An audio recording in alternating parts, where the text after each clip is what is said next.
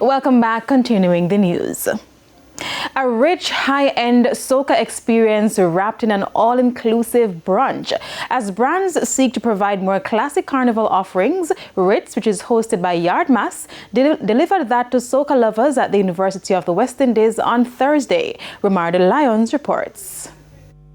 From daylight to sundown, the Oriental Garden at the University of the West Indies was watered with music, food and refreshments for RYTZ. Rainfall delayed the start time, but that wasn't a deterrent for patrons who kept coming in droves.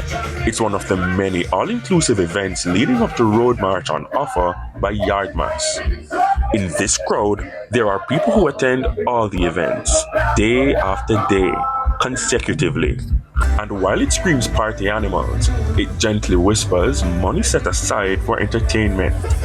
They say the thousands of dollars they fork out repeatedly is an investment that's worth it. I'm from Trinidad. We are used to a lot of all-inclusive parties. So we invest in it because it's all-inclusive. You don't have to worry about having to walk with money because you're going to get the drinks, food. You know what I mean? The vibes is there. My money is well spent. So I think Jamaicans need to do that more because the experience is amazing. I totally think that it's worth going to an all-inclusive fete. You have everything. You can experience all of it, having a chic style, can dress yourself up and having a good time. Don't worry about buying drinks, buying food. You have everything here all set up already. I just enjoy it so much, and all-inclusive fetes are my favorite. A major pull factor this year, a live performance from Trinidadian soca group Test the Band.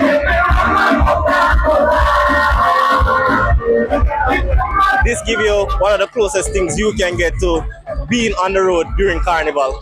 And it being one of the lead-up events kind of help you to build the momentum to then go on the road, than just to get up and jump on the road cold turkey, because you won't feel like you have that momentum. Now Director of Yardmas, Dania Beckford, says patrons are eager to spend on the brand.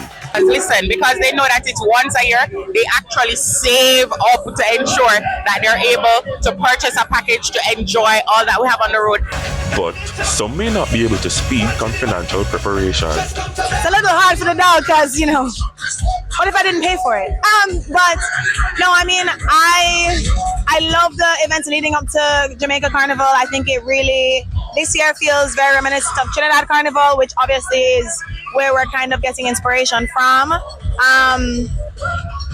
I guess some of them definitely can be a little on the steeper side, especially because we know there are so many. So when you build it all together, it ends up being a lot, I can't lie. In between the music, lines for food stretch from booths and photo ops. Ms. Beckford says it's the third staging and each year sees an increase in turnout. And we know that it's post-Melissa and there is a lot of drainage financially in the economy. But as the government has indicated, we have to put some investment in the economy, and the entertainment industry has always done that. Every single time a situation happens, whether natural disaster or otherwise, it's the entertainment industry that steps in and actually provides some relief as it relates to having pleasurable experiences while investing into the economy. Romarda Lyons, TVJ.